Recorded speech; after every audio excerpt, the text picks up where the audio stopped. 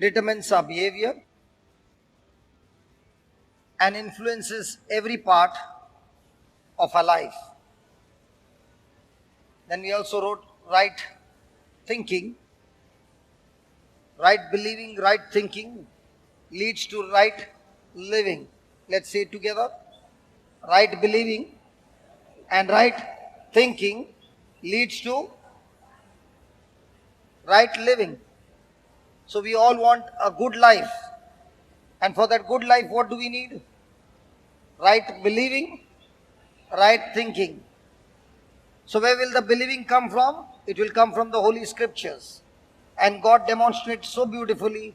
Our brother who doesn't understand English, but the little that I spoke to him, said a simple prayer in Marathi, and it changed the situation and they got healed. So in the same way, I must change my believing. My believing should always be in accordance to the Word of God. That will bring a change in my thinking, and that will bring a change in my lifestyle, a right living. Praise God. If our thinking has been formed by some type of confusing doctrines, we can wrongly interpret the Word of God. Now, before the session we learned that God has given this power to everyone who believes or who prays. There are many people in the body of Christ who pray, but they pray with worry. They pray with fear. Now that's not called believing. My prayer should help me to build up my confidence on the Scriptures. So it is by believing. Then whatever we expose ourselves to will shape our thinking. If I'm all the time sitting before the TV and watching all things that are not at all Christian, then those things that I'm watching, I might say I'm doing it for time pass, but remember, what I see with my eyes is a seed. What I speak with my mouth is a seed. What I'm thinking right now is a seed. And if I'm not very sharp and vigilant in captivating the thoughts that are running in my mind, then those thoughts can lead me into action and lead me into a destination. So when my thinking goes wrong, my words go wrong, my action goes wrong, my lifestyle goes wrong, and everything in life goes wrong. So the only person who has the power to captivate thoughts is Jesus through His Word. If anybody wants to know how is your future going to be, it's so simple. It's in Proverbs 23:7. Proverbs 23:7. What is going to be my future? What will be my situation in the future? Proverbs 23:7 gives us the answer. For as a man thinks in his heart, so is he. So if you think you are a chicken, a coward, you will behave like a coward. If your thinking is that you are in fear, then you will walk in fear. If your thinking is, even though, today what did we sing that song? Even though I made blunders and I went to the wrong places, I am covered. I am free. My past is nailed on the cross. Now, unless I believe those things, I will never be able to walk in liberty. The problem with us is the devil wants us to focus on our past experiences and the things that you can see. And if he can make you think on those things, he has already defeated you. But if you and I begin to practice on thinking on things that are covered by grace, the Word of God is grace. So when I can think on these things that is covered by grace and activate my faith, then it will surely bring forth salvation. It will surely bring forth signs and wonders in my life. Praise the Lord. Hallelujah. So the question today is, he said, as a man thinks in his heart, not in his mind. In my mind,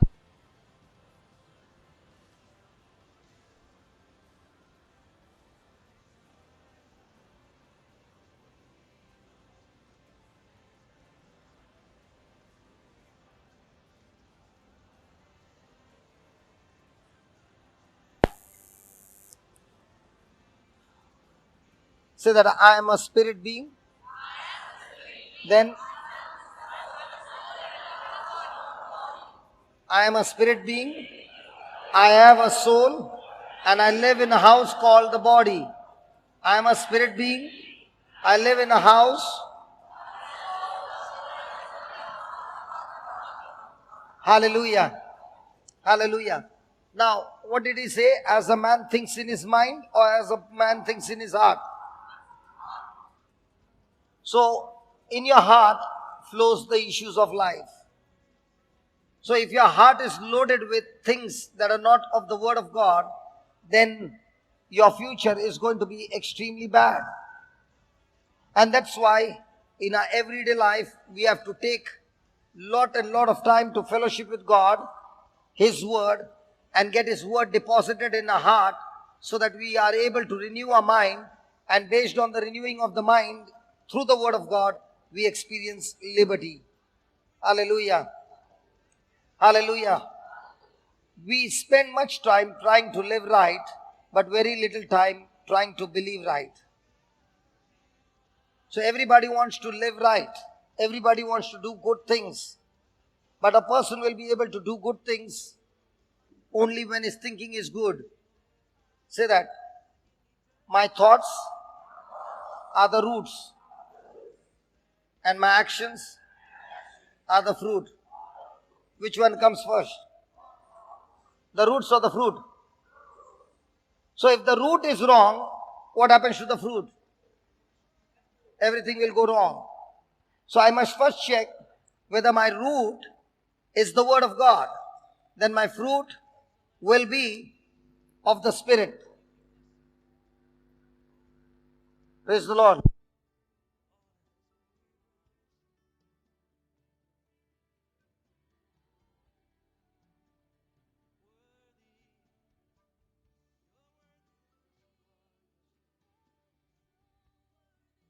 If I believe right, I will think right, my action will be right.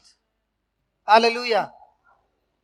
Say that. I believe right, so I think right, my lifestyle is right. So to believe right, where do I got to go? The Word of God. So am I searching in the Word of God to believe right? Or am I searching for some people and asking what is their opinion? Or am I believing because somebody said on a talk show something? Or am I believing right because the Word of God says so? Just put that John 8:31.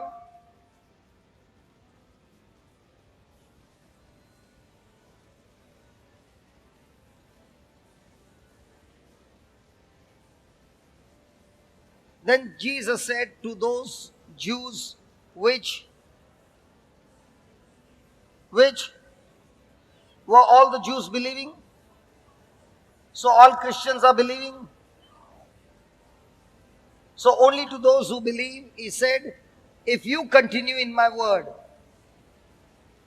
then you are my disciples. 32. And you shall. So will everybody know the truth? Will everybody know the truth? Who will know the truth? Huh? Hey, I can say I believe, but never open the Bible.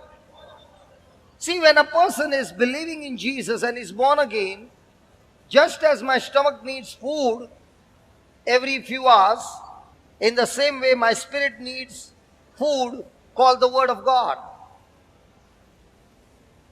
So the more and more I'm believing, the more and more I'm searching and seeking for the truth from the Word of God. If a person is saying, I love Jesus and I'm a believer of Jesus, and he doesn't open his Bible, there's something wrong with your Jesus. Because the more I get into a fellowship with Jesus, he will take me through his scriptures and reveal himself to me through the scriptures. A person can sit in one place though for 3 hours and keep looking and imagining, oh, Jesus got blue eyes, man. Oh, wow. Look at his golden hair. Wow. Praise God. My God. Look at his lips. Look at his cheeks. He's so handsome. Wow. And the beard, very good. And you spend 2 hours. And there came a trouble. Now the blue eyes don't help you. The beard doesn't help you. The golden hair doesn't help you. It's an emotional relationship. And Jesus doesn't want any emotional relationship. He says, if you want to have a relationship with me, continue in my word. Get my word inside of you. And not for a jump start, but continue in my word with that same passion, with that same zeal. Only then, those who continue in my word will know the truth. So let's say, the Bible says God dwells in the praises of his people. Okay? And there comes trouble. And more trouble. In the midst of the trouble, every emotion is hurting you. Every thought is hurting you. Will you open your mouth and start praising God? No. Because now emotions have taken over. But if a person is continuing in the word, will say, I don't care what trouble comes to me. I know one thing. He dwells in me and I'm going to praise him. Whether I feel good or I feel bad, or whatever it is, I praise him at all times. When a person begins to do that, he's the one who will discover the secrets hidden in the power of praise. Not everybody. Because when the pressure came, at that time you quit. But when the pressure came, you got excited and you said, God, I want to learn from you. What will this praise do in my life? I want to get connected to you permanently, continuously. So I'm going to praise you, not when I feel good, but I'll praise you and praise you more now when I'm feeling low. What will that do? That praise of yours will draw you right into the presence of God, and you will experience God speaking to you and showing you the path of life. That's what Psalm 16 says. He says he will show you the path of your life. He'll show you what to do. Just put that. Psalm 16, the last verse.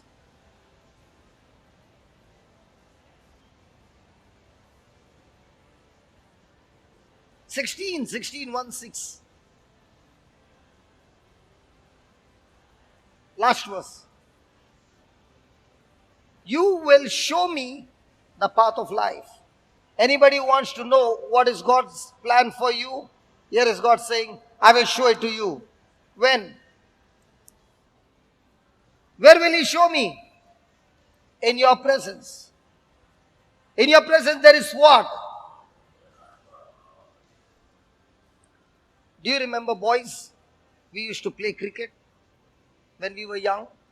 In that hot sun. David, धूप में, just to get a strike, just to get that bowling, stand there. And what was the shield which when we would win the match? How much would we get? Our time we used to get 50 paisa or 1 rupee each player. Correct? Or a tennis ball. And for that, from morning to evening, we used to be there in the hot sun. Even though you are tired, you are still running.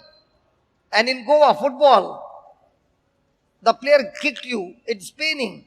Like again you are on the ground, running after that one ball. Why are you doing that? Because there is some pleasure. There is some pleasure. In the same way, God is saying, you have only tasted the pleasure of this world. When the world gives you pleasure, it will give you pleasure on one side, but take many things out of you on the other side, and you won't even know. But when I give you the pleasure, this pleasure will not only keep you joyful, but also bring forth more and more and more of in your life. I remember when I was in the clubs, I was hooked up on the snooker table for hours. And that was an addiction. Till they would close the club, they had to push me out. And for hours on the table, playing and playing and playing and not get tired, because it gave me pleasure. Now God said, you like pleasure and you like addiction, I'll turn it around. I will give you my Bible and get you so addicted in it that when you renew your mind, you will get such a pleasure. Now you're saying, I don't care how many hours I have to stand. It's pleasure. Hello, I said it's pleasure. And because of that pleasure and because of that passion and because of that joy that you receive, you can go on doing it every day. And you're saying, God, I want more. I want more. I want more. Not satisfied. I want more. I want more. I want more. Why? Because you have learned to get pleasure now, not from the world, but also from the kingdom of God. Both the kingdoms give you pleasure. When the devil gives you pleasure, he kills you. When God gives you the pleasure, from the sickness, he brings good health. From death, he brings you life. From poverty, he brings you into prosperity. Now, which pleasure are you attracted to? Has anybody ever chatted more than half an hour with somebody? Liars. I'm asking you, have you ever chatted with somebody more than 30 minutes? Valerie. More than 30 minutes? Easy. It can go the whole night. Easy. Have you spent with the word of God the whole night? And when you say, Lord, I want to experience that pleasure that he's talking about. I want to experience that. Can you just help me? And once you get the taste of it, that's why the Bible says, first taste and see how good the Lord is. And once you get the taste, every day you're saying, nothing in this world attracts me anymore. I'm attracted to my Jesus. That's why the ones who are from Sri Lanka, they know. Have I ever gone anywhere? Hey, Sister Josephine, Tammy, only to Gaul to the rehab center, 130 kilometers, 140 kilometers from Colombo to preach over there. Why there is no pleasure in those things? Because the pleasure over here is far greater than the pleasure which once used to be on the other side. It's so great and so powerful, I don't want to waste my time. That's what he said. In thy presence is fullness of joy. At their right hand there are pleasures forevermore. Where? In the presence of God. So, when you are in trouble, the Lord says, I told you, if you can open your mouth and praise and keep on thanking, even though it looks bad, and in the midst of that, if you can do that, you are continuing in my word, and when you're continuing in my word, I will reveal to you my truth. You will not know the truth if you are in a class like this. The preacher can come and give you the concept or the outline of it. But when a person takes that recipe, what the preacher preached, and goes and cooks it himself in a situation, that's when he learns actually how to cook. Have you ever, how many of you cook food? No. Let's say you went for a coaching class and I'm teaching you how to light the fire and all that, how you cut and all that in theory. Will you ever learn? But now you took that recipe and you went back home. And now when you are doing, you found, what do I do next? That is not written there, man. What do I do next? That's not in it. That's not in the recipe. But your practice will teach you what to do. In the same way, the scripture gives you the outline. Yeah, you want to say something? No, the scripture gives you the outline. But when you are actually doing it, you are saying, and now you are tasting it, and you're saying, oh my God, this is real, man. And once you got it, now you're doing it the second time, now you're doing it the third time, now you're doing the 10th time, now you're saying, 11th time, I know it works. Are you understanding? So, when will the truth set you free? When I continue in His word, irrespective of what pressure comes against me. I tell you, if we Christians learn only two things.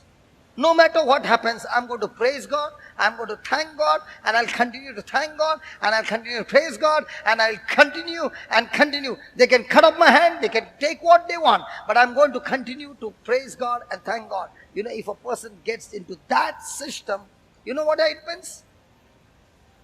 You know what will happen? Let me show you what will happen. Psalm 8 verse 2.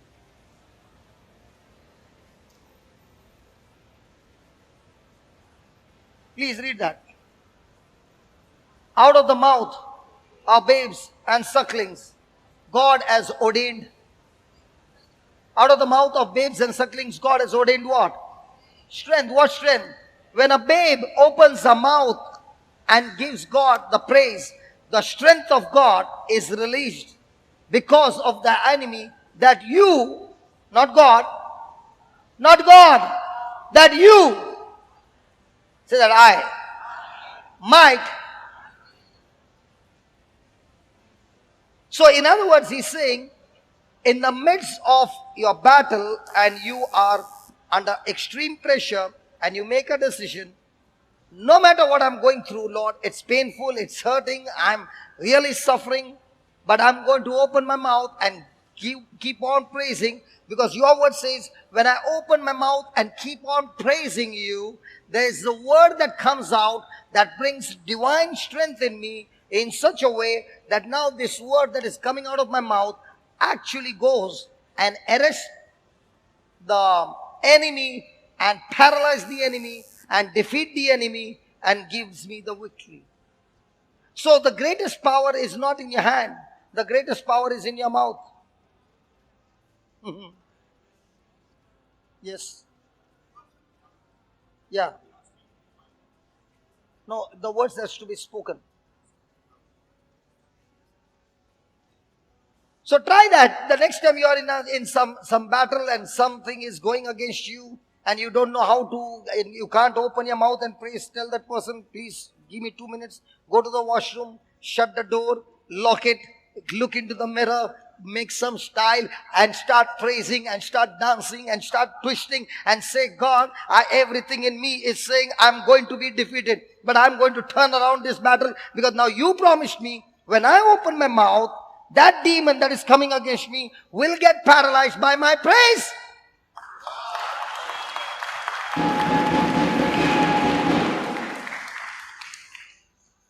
Imagine you taking a gun and firing the demon by your praise. But let's say you go to the washroom and look into the mirror and cry again. You know what you did? You took the gun and fired. Bang, bang, bang. Ask your neighbor, how do you shoot? This way or this way?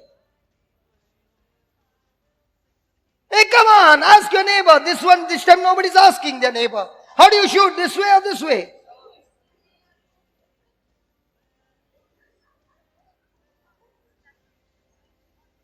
And many of us have been blown away because we have learned to take the gun on this side and keep on shooting and come back with more wounds and say it's not happening. That's why the word, put that 31 again. John, go back. 8:31. 32 actually.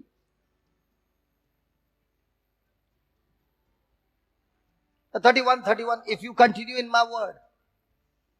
Hey, come on, if you continue in my word, are we continuing in God's word or are we just quoting the scripture? I overcome evil with good. Good.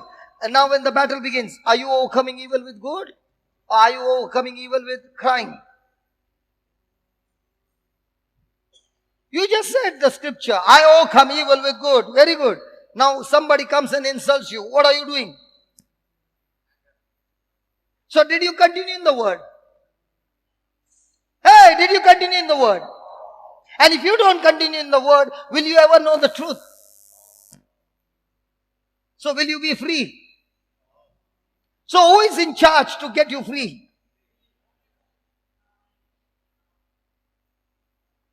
Hallelujah. You shall know the truth, and the truth will set you free. How will the truth set me free? Gospel of John 1:17.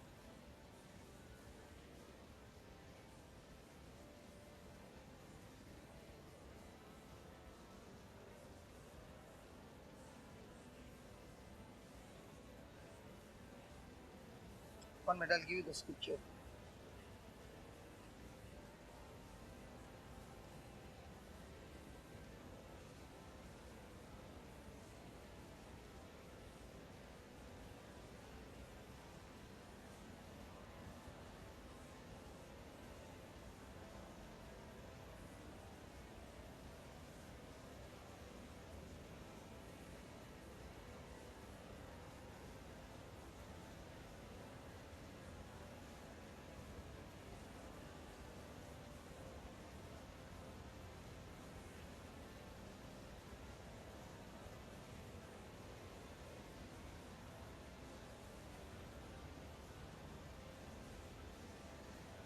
Ah, 14.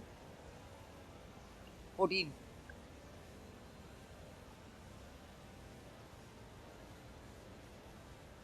One 14, Baba. Come on, read it. And the word was made flesh and dwelt among us, and we beheld his glory, the glory as of the only begotten of the Father, full of. So who is full of grace and truth? So Jesus is the full of grace and truth. So if you continue in the word, Jesus who is full of grace and truth, so who is going to set you free? Jesus, who is the word that became flesh and is full of truth. So when you and I are continuing in the word, who gets into the battle? Jesus. And who is he? Full of grace, full of truth. And if he is full of grace, then did I qualify to get my freedom? No. But did he give me the grace? Yes. See, grace is not given to the one who is qualified. Grace is given to the one who is not qualified. Are you following? So if you continue in the word, the first thing that happens is, you shall know the truth. Now to put that truth into practice, he backs you up with his grace. So grace, truth working together will set me free. Is that clear? But that grace and truth working for me will work when? When I continue in the word. When I continue in the word. So write down. Grace is the truth. Grace is the truth that will set us free. Grace is the truth that will set us free. Jesus said to the Jews,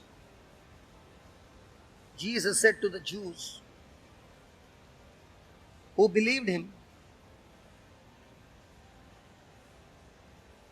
if you continue in my word, just underline that word continue. If you continue in my word, you are indeed my disciples. You are indeed my disciples.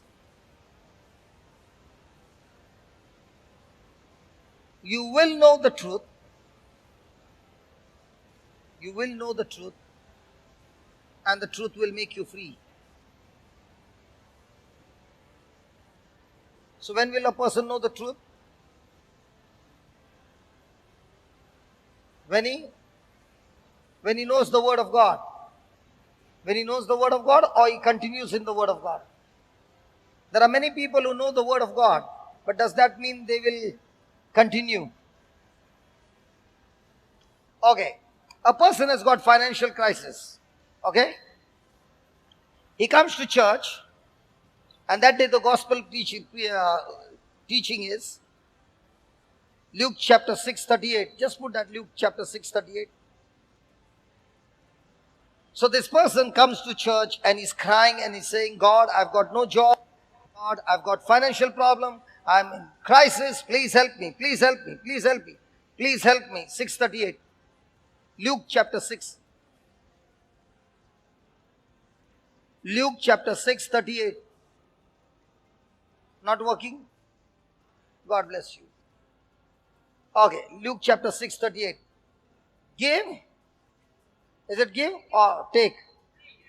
Give, and it shall be given unto you. Good measure, pressed down, shaken together, running over, shall men give unto your bosom. Now, how many of you know that scripture? Everybody. Good. Are you continuing in that scripture?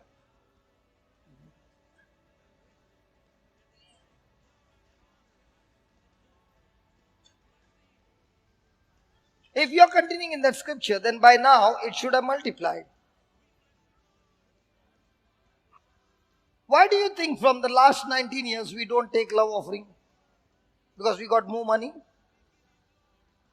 Because I'm continuing in that scripture for the last 19 years. Because if I take love offering, I'll get this much. But if I continue in that scripture, I will get unlimited. Are you listening? Because that scripture is saying, if I continue in this word, then grace and truth will set me free.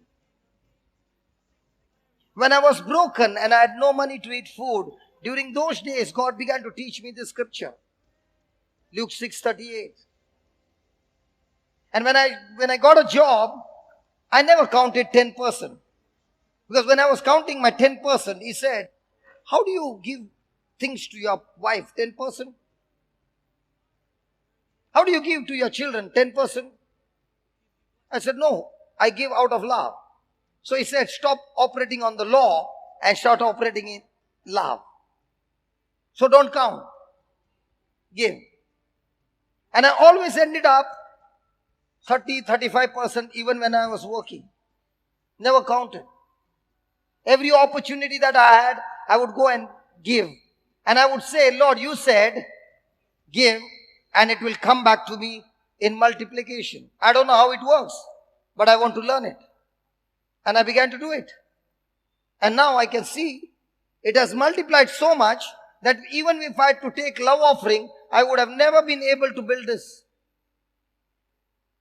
with the love offering. It was only because God multiplied based on His scripture.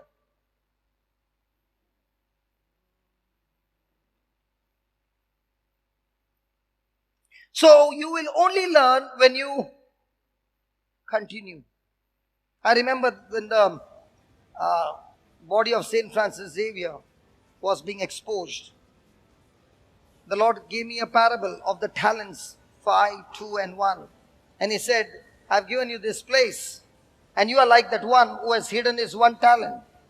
But during the retreat, the place is used, and after that it is locked. And my people are coming from different parts of India and from abroad, and they are looking out for place in Goa. What are you doing? So I called up and said, let's open the place for everybody to come and stay here, but only 3 days stay, food free, stay free, everything free. But only 3 days. We want you to come, visit, and not make a picnic over here by staying here, eating here, and going to the beach. No. So the news went around, and people came, 200, 300, 400, like this people came and stayed here. And at that time, we were minus in lakhs. Payments had to be done in lakhs. And when we began to do that, I said, how much money has come in? Not from those people, but from somewhere. And they said, no money has come in. Then I asked him, at that time Brother Colin was there, and I asked him, tell me one thing, when these people come, we give them good food? He said, yes. When they go, do we send them empty or do we make a parcel for food on the way? He said, no, we send them empty. I said, do one thing. Make parcel for them, good food, when they are going. He said, listen, brother, you don't stay here. You come for 4 days and you go. The suppliers who are sending food and we have not paid them, their calls are coming to us. You are not answering the calls. We are the ones who are answering the calls. You have gone crazy. And I started to weep on the phone. I said, I beg you, just do what I'm asking you to do. Let us continue in the word. If he said it, he will surely do it. But let's continue. So because I cried on the phone, they started. Praise God. After the month was over, no money came in. No money came in. And Brother Alred was taking me to the airport early morning, 2 o'clock. My flight was there early morning. And he put his hands on me and he said, listen, we got to pay the bills. It's gone to 20 lakhs. And there's no money. We got to get at least 5 lakhs in this month. So I looked at him and I said, anyway, I'm going to Dubai. Do you want me to announce that we need money? He looked at me and said, no. If God took us on this journey for so many years, He will do it one more time. So we went to Dubai and there was some discussion going on. And the praise and worship was over and I was just about to climb the steps when somebody came with a shirt out, simple person with some sandals, and said, I've brought this envelope, this is my testimony. So he brought it to Brother Alred and gave it to him. And then he said, God spoke to me 5 months back to give you 10 lakhs.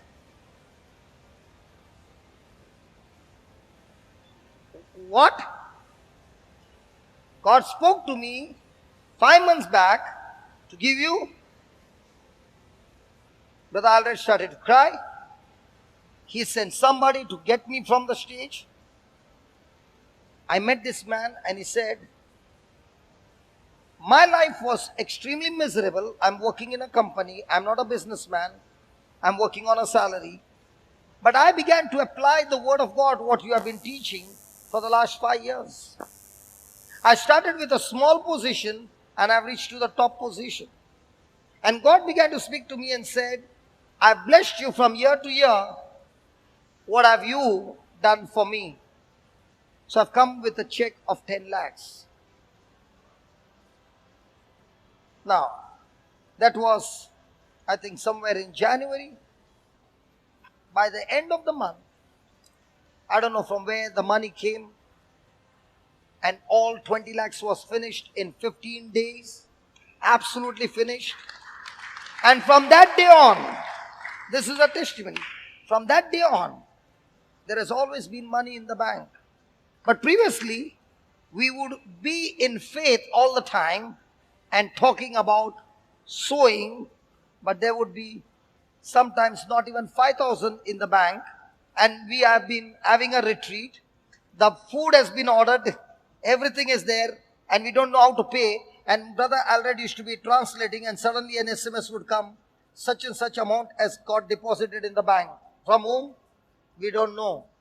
And he would show me as I was preaching. And that's how we learned to continue in the word. No matter what happens. Lord, this is what you said. We are going to trust you till the end.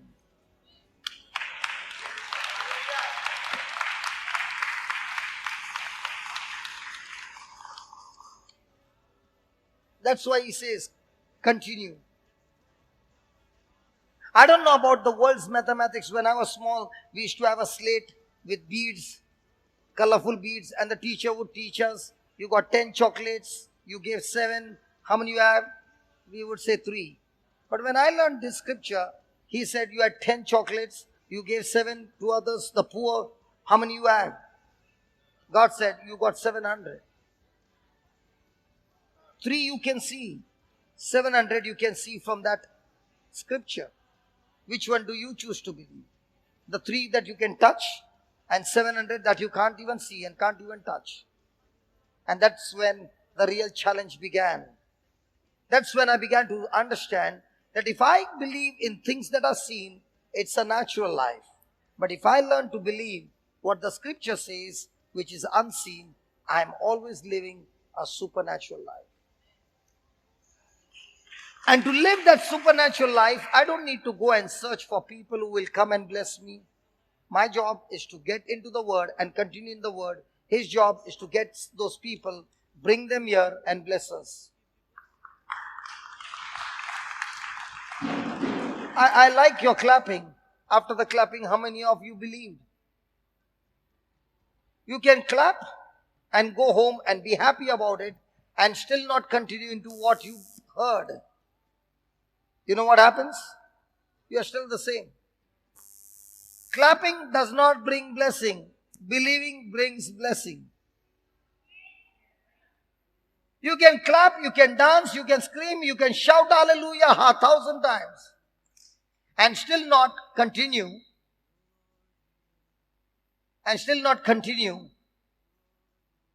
In what you heard. Result is disaster. That's why Jesus put that word, continue. It's not enough to know the Bible. It's more about putting that Bible in our own life every day. Hallelujah. Thank you, Jesus. Thank you, Jesus. Write down. Moses gave the law.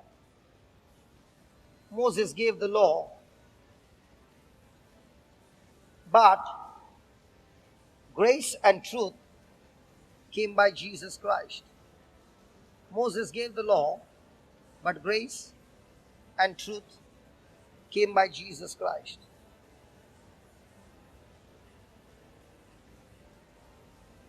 The world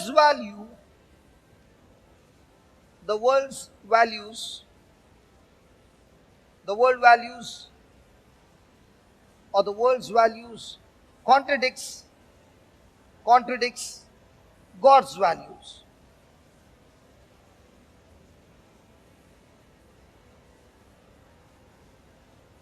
The world's values contradicts God's values.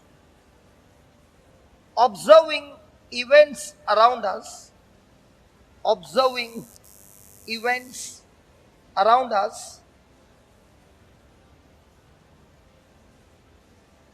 we can see the evidence.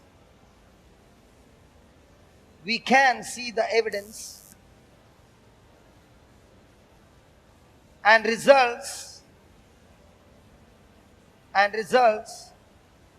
of wrong thinking.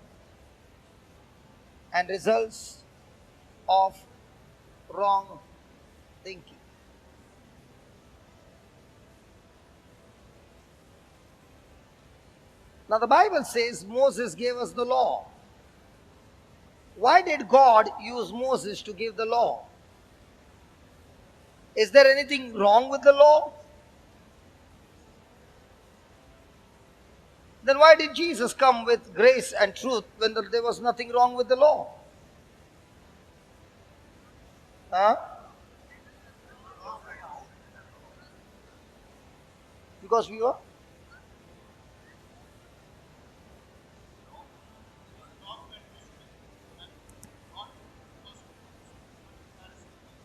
No, but why did he give the law? Lawyer, okay. Valerie, lawyer, okay. Why is the law?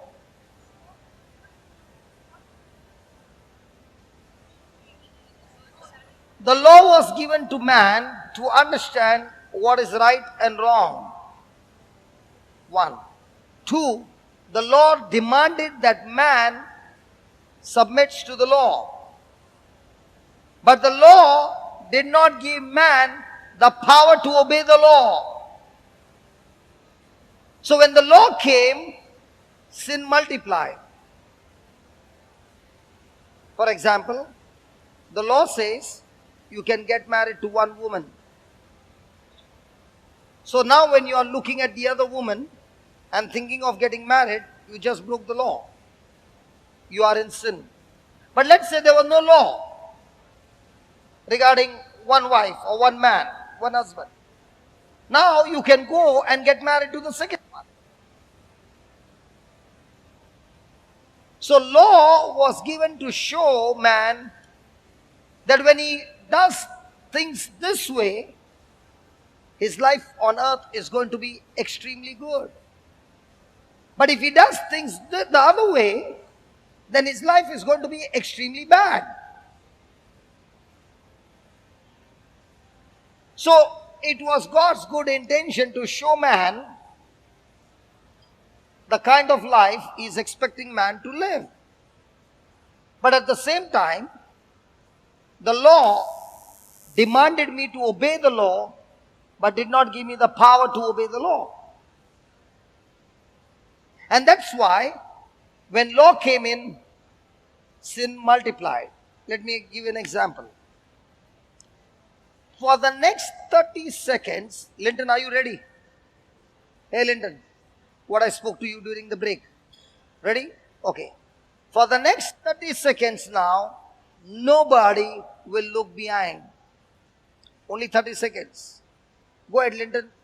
You are free now. Now what's coming into your mind? Now what's coming into your mind? Don't look behind. Now tell me, what's coming into your mind? Now all this time, from morning you have been sitting here, did you ever get a thought what's going on behind? But the moment I said, don't look behind, now what's coming? I want to look behind. What's going on behind?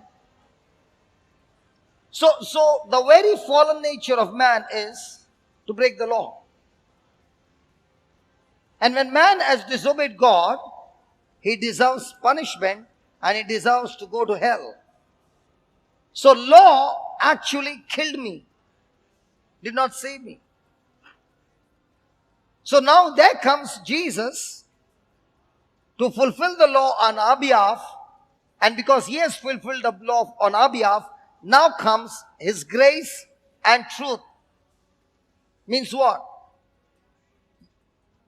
In the eyes of God, he demands me only one woman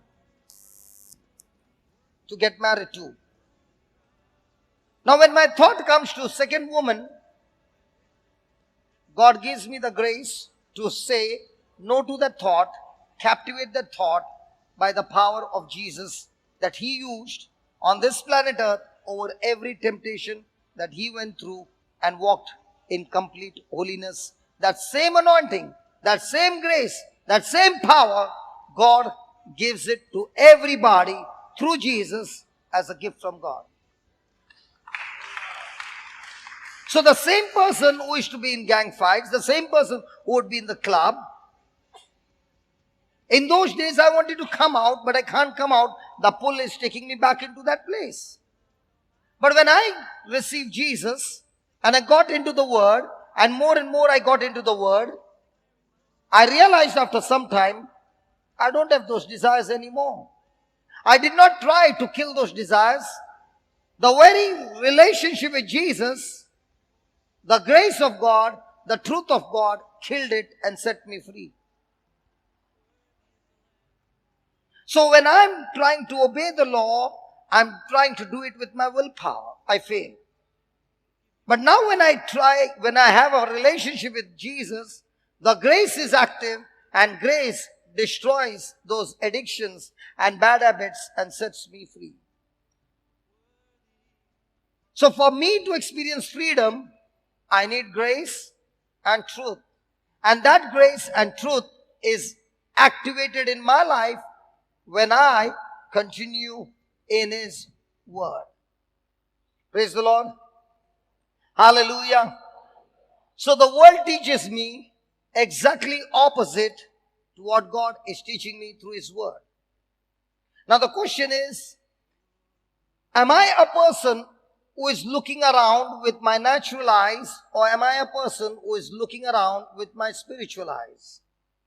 With my natural eyes, I can see my problems. With my spiritual eyes, I can see what Jesus already did for me, and I tap into that grace and the truth that I found in the Word and begins to live by that Word, by His grace and by His truth. Amen. Let me give you an example. 1 Corinthians 15:10.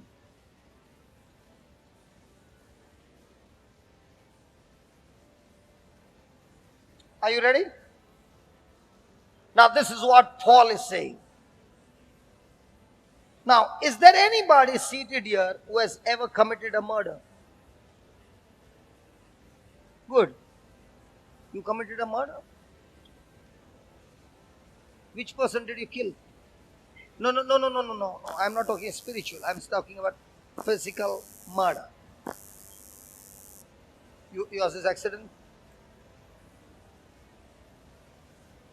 Sorry? 25 people you killed. What accident? Train.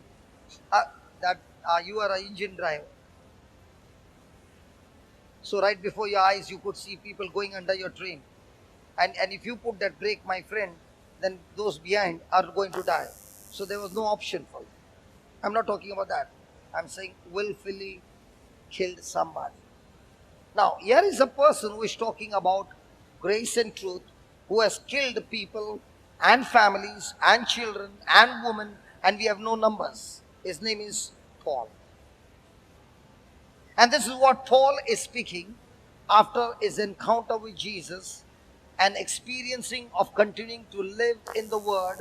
Now, this is what he's saying. By the grace of God, I am what I am. Now, in the natural, I am a murderer. Because I've killed many, believing that when I was killing the Christians, I thought I was serving God. But later on I realized that it was not that I was serving God, I had got deceived.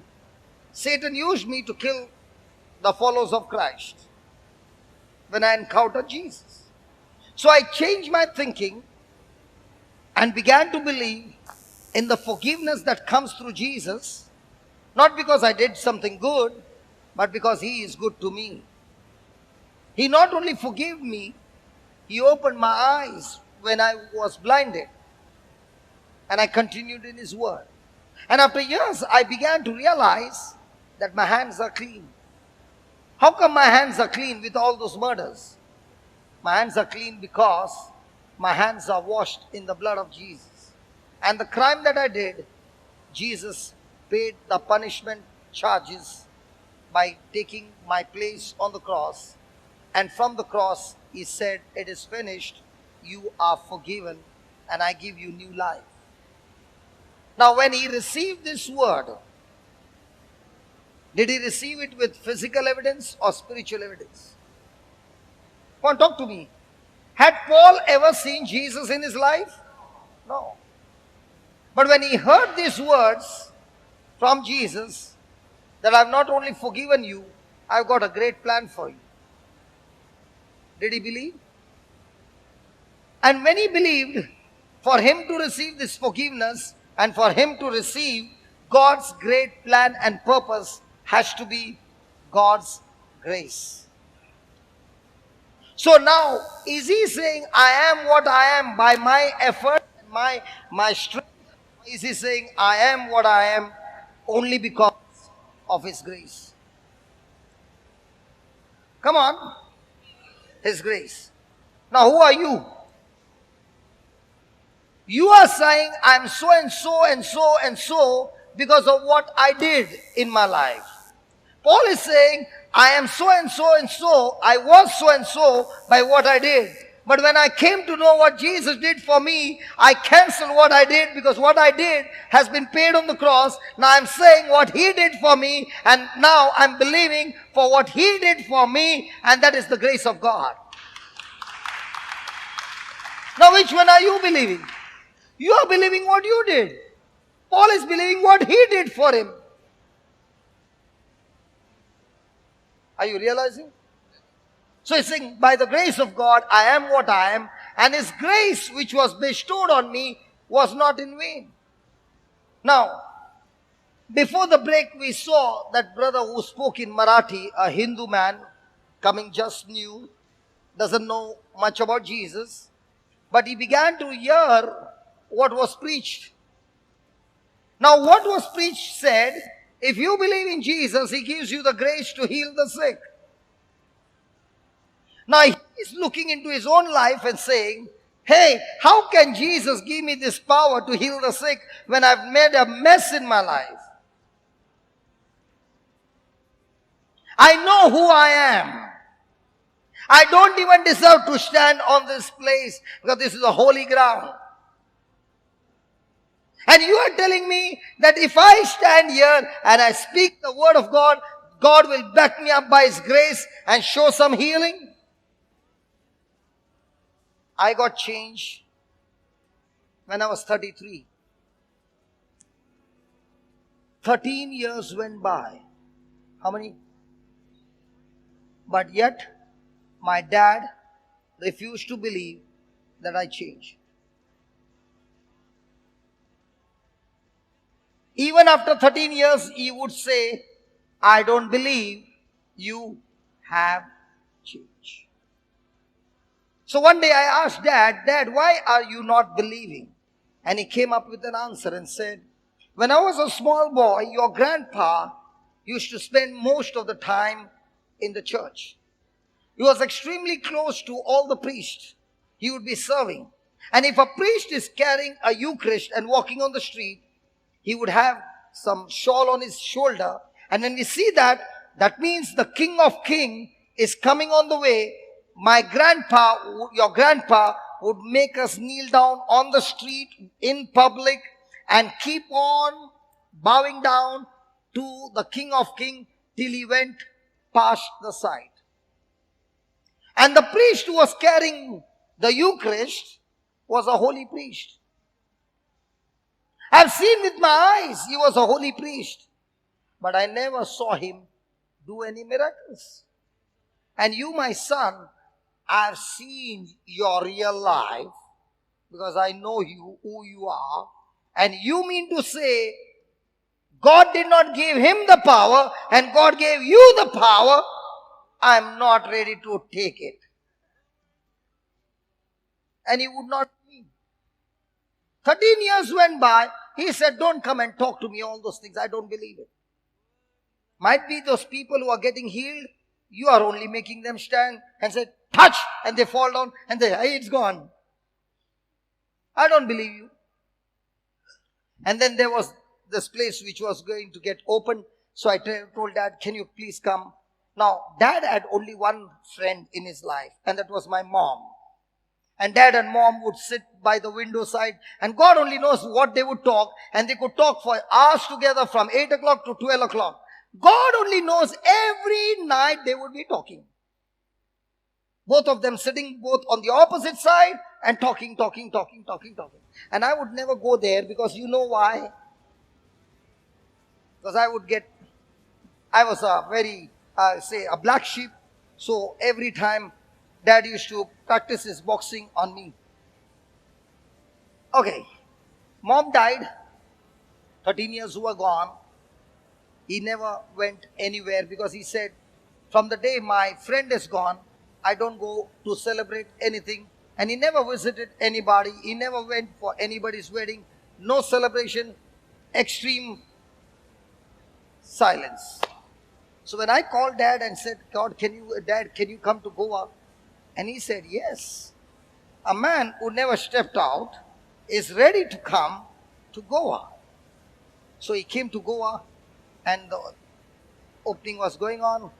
Father Emidio finished the blessing and we had a prayer and there was a healing. And the queue was very long and people were coming and, telling about what they got healed. Dad was sitting there and he was watching that. So after some time I saw Dad is not there. He's in. So when hallelujah, he said, son, can you pray for me? You know that I cannot hear. And I started to cry. Because my dad saying these words. And that to me. Because he knows who I am. And we prayed. And his ears opened up. Okay? Do you know what changed my dad to believe? When he was here, there were so many people who came. And I introduced them and said, that's my dad. So many of them came and said, I was suffering from cancer, I got healed. I was suffering from HIV, I got healed. And Dad is listening to each one. And when they're sharing, they're crying and sharing. And Dad said, they can't be actors, they should be real. And now Dad sits there for 3 days and is crying and is saying, this boy whom I thought was a black sheep has turned into a white sheep. 」 . 」 . 」 . 」 . 」 . 」 . 」 . 」 . 」 . 」 . . 」 . 」 . . 」 . . . . . 」 . . . . . . . . . . . 」 . . . . . . . . . . . . .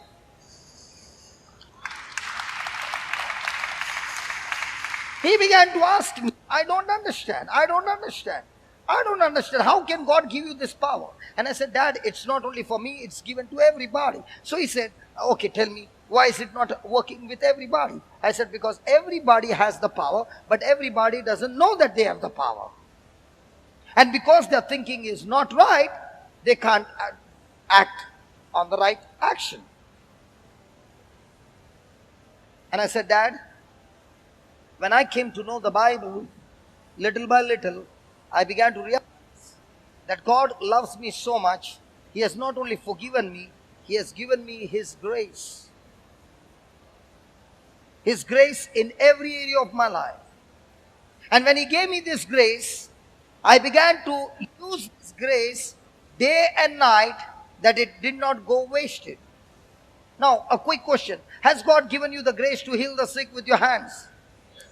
But are you using your hands to go out and touch somebody? No. So that grace was given, but because you did not use it, it went wasted. And that's what Paul is saying. The grace which was bestowed on me was not in vain, because I labored more abundantly than they all. God gave me the grace to preach. Now I can say, God, I'm ready to preach, but only for 1 hour. But He's saying, I'm giving you the grace to preach for 10 hours. What do you say? Okay, Lord, I'm ready to stand for 10 hours. I've given you the grace to preach for 20 hours. What do you say? Lord, yes, Lord, I'm ready to be there on for 20 hours. Now, what am I doing? I'm using the grace of God which is given to me freely by faith and laboring day and night. So now what's happening to the grace that is given to me? It did not go in vain. Now, has this grace been given to everybody? Yes. But are everybody using the grace of God? Is everybody laboring in the kingdom of God or in their own kingdom? When you're laboring in your own kingdom, you're not using grace.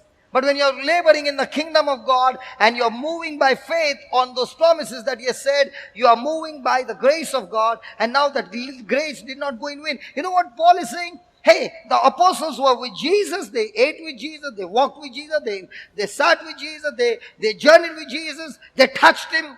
I never did that because I did not know Jesus at that time. I came to know Jesus when He died and He rose again, not in His physical body, but I came to know Him in. If Paul can know Him in the spirit, what about you and me? Come on. So is the same grace given to Paul? Is the same grace given to us? But do we believe in that grace? Aha. And if we believe in that grace, then every day I'm laboring, using that grace day and night. And the more and more I use that grace day and night, I see the manifestation of God's glory.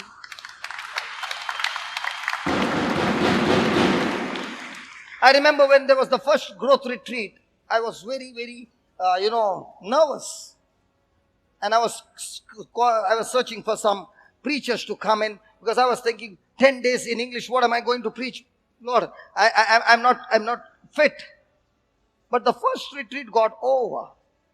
And God showed me, hey, son, of all that I gave you, in those 10 days, you just gave the people this much. And this much is still remaining. I said, yeah, God, I know. I can go on for the next 20 days also, no problem. Because your grace in me is full. And I'm laboring in that grace day and night. So that when I release that grace on you, and you who is receiving on the other side is saying, if He can labor for 10 days, I can also labor at least for 2 days in the beginning. And when you start doing that, you see your life turn around. And now you're a threat to the devil's kingdom, because you're coming with some evidence of God's glory.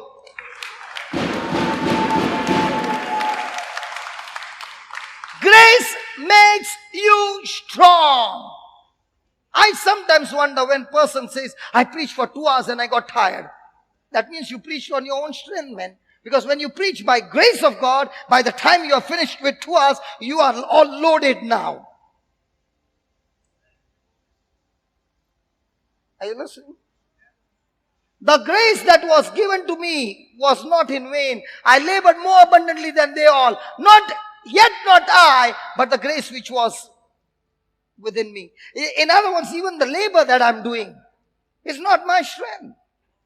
You know, if there's a doctor and you ask a doctor, a person speaks from morning till night, screams, shouts, and he does it every day. You know what the doctor will say?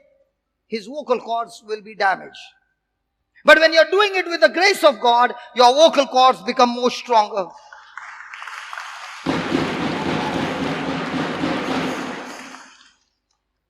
I like the clapping, but is that clapping changing your thinking? Don't clap for me. Clap for you that you have changed your thinking. Because if your thinking has not changed, you are not going to labor. You are not going to step out in faith. Grace is given to everybody. Some people said, I've got a healing gift. Who told you you got a healing gift? I got the word of God that says everybody who believes in Jesus got a healing gift. Hey, I got a deliverance gift. Who told you you got a deliverance gift? All those who believe in Jesus in my name, they shall cast out demons. I don't know about who is teaching what. I would rather like to learn from the word of God, because he is the creator and he is the one who is the author of this book, and he is saying, in my name, those who believe shall cast out demons.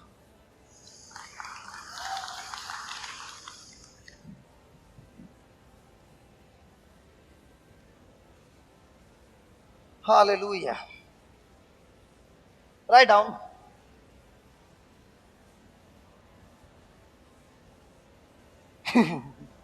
Write down. And don't laugh. Write down seriously. We live in a society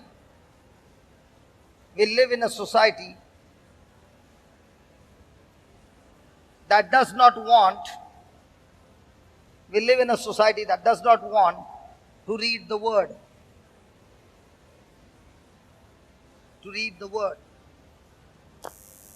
People want to be comforted.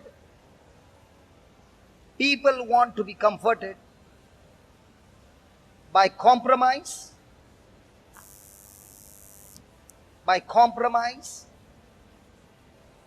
and they do not accept the Bible as the truth.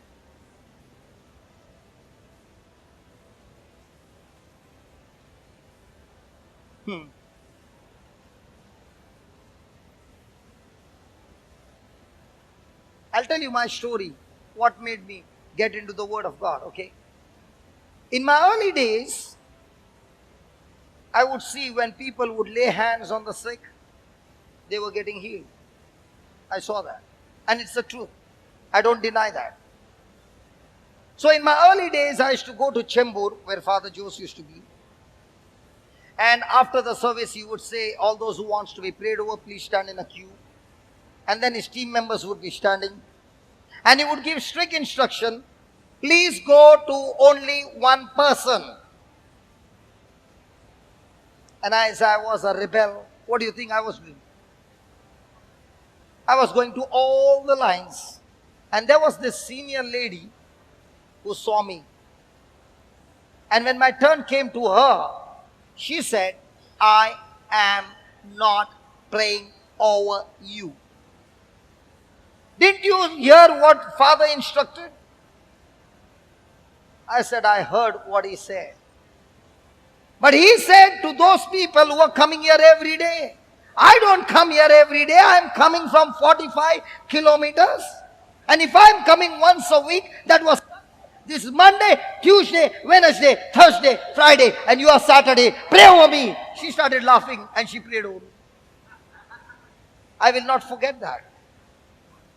In other words, I was a person who would always look out for somebody hand and put their hand on my head and make them pray.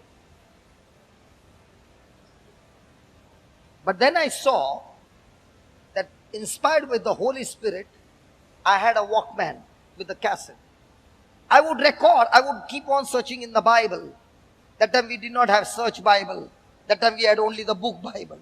Now it's so easy that you type, you can get all the scriptures. So I would go on reading the Gospels and find places where Jesus was dealing with sickness or evil spirits. write down them, record them on a cassette, plug it into my ears, and keep on hearing, rewind, hearing, rewind, hearing the word, but with my voice. I would plug it in and spend the next half an hour or 1 hour on that cassette. And every time I spent my time on that, it always ended up with manifestation of deliverance in my life. For the next 6 months, every day I would end up vomiting. And that vomiting, there was never food but some sticky thing coming out. And the more and more it began to get out, the more and more my relationship with God became more and more intimate. And I began to realize, when people lay their hands on me, I don't vomit. But if I can get this word in my ears, I end up vomiting and I end up getting stronger. I came to a conclusion. Instead of going around running after a preacher and asking him to lay hands, I hear what he's preaching, get it recorded with my voice, and keep on hearing. This word will get me out of my mess. From that time on, I got so addicted to the word of God that now I am not interested in somebody coming and laying hands on me, because if I'm hearing the word over and over again, that word is spirit, that word is life, that word is alive, that word is full of action, that word is powerful, that word is effective, that word is energetic, that word has got the power to operate, that word is a hammer that breaks the stronghold of the devil. Baja, baja, baja, baja, baja. Hey, baja re, baja. So what do I need? I won't get a preacher all the time, but I can get the word all the time. And I began to do it. And I began to do it. And then I began to go out and teach people. And I said, you got a rosary? Yeah, I got a rosary. Take the rosary and repeat the scripture. Let's repeat it together 50 times. By the time they finished repeating the scripture, did not even pray over them. The word of God touched them and healed them. How do you know it works? Psalms 107 verse 20 says that. Psalms 107, 20. What does it say? Come on. Psalms 107, 20.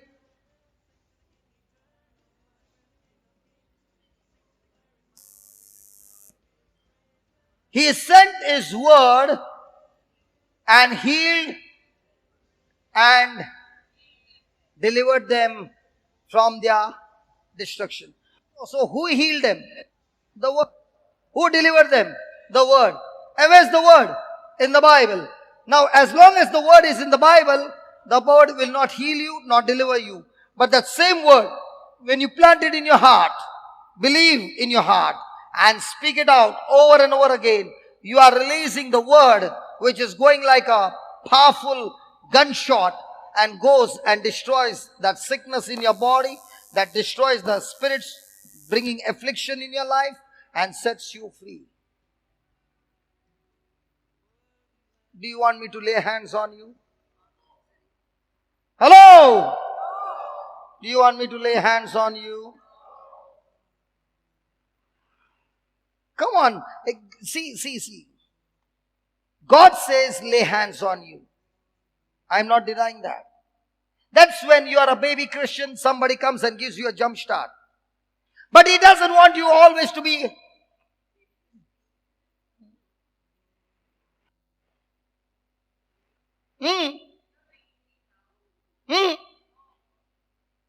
He wants you to grow. He wants you to get into the Word and have a relationship with Him. He wants you to have His Word. His Word is full of grace. His Word is truth. His Word is Jesus Himself. Hallelujah. Thank you, Jesus. So which word do you have in your heart? God's Word or what the world is teaching? So what is the society doing today? Don't tell me to read the word. Can you lay hands on me and get me healed? Don't call me for that retreat. Tell me when is the anointing session. Tell me, when is the healing time? Selfish people. They don't want the one who heals, but they want his healing. They don't want the one who blesses, but we want his blessings. Can you just ponder in your heart and ask a question? Am I a selfish person? Is my relationship with Jesus is what can I get from him?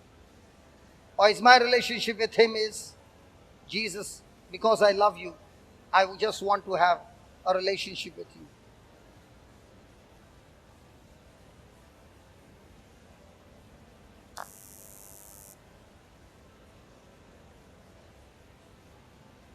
Give me Proverbs 14:12.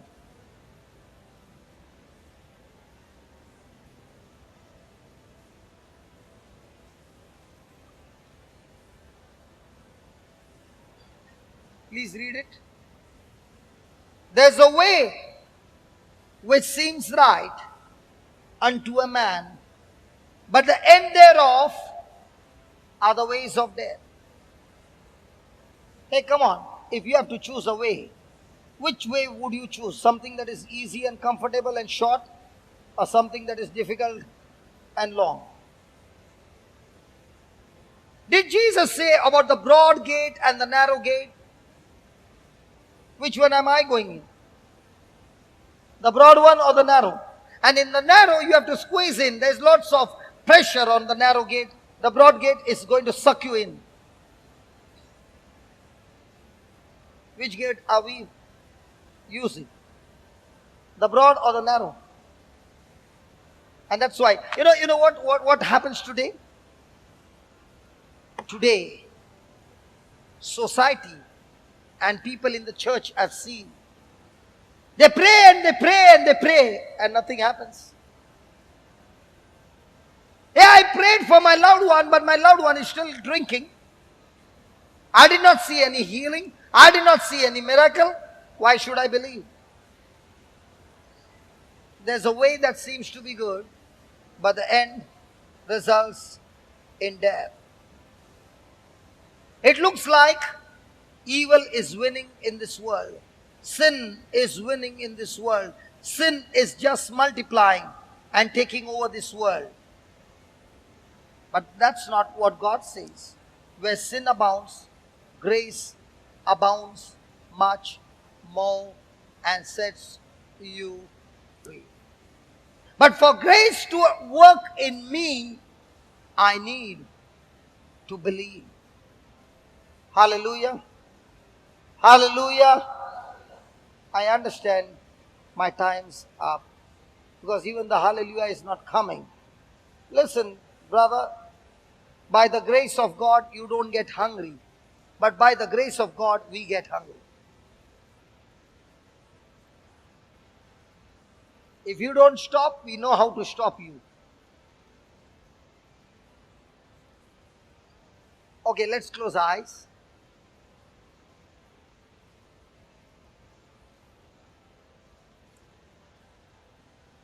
Let's tell the Lord, Lord, teach me to believe in right things. Teach me to get addicted to the Word of God. Lord, this brother has been giving so many examples, so many testimonies, his own lifestyle. It's the Word, the addiction to the Word that has brought the right kind of believing. The addiction to the Word that has brought the right kind of thinking, destroying strongholds of controversy doctrines, and because of which he has been experiencing pleasure, an addiction, a joy, and you reveal the path of our life.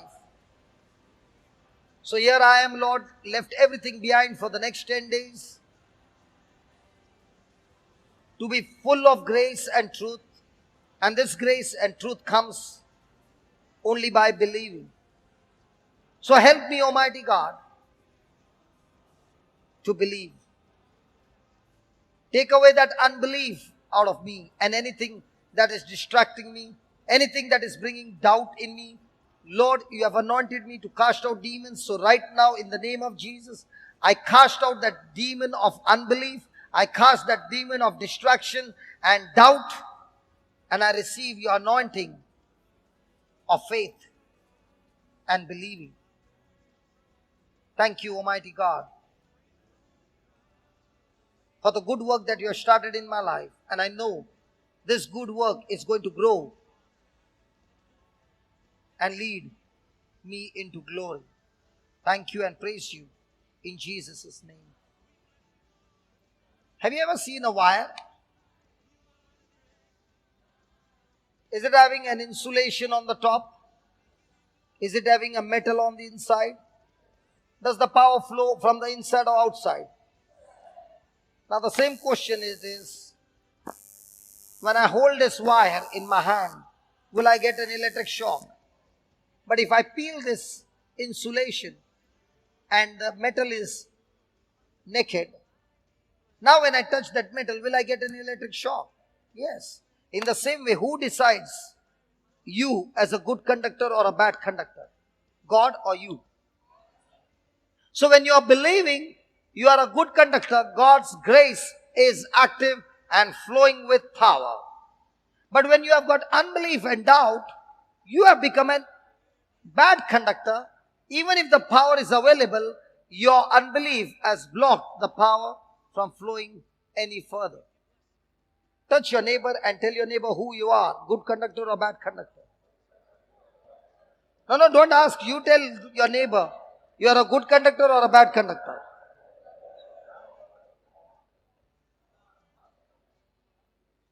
Good conductor, then you will receive the tongues. Bad conductor, you will receive nothing.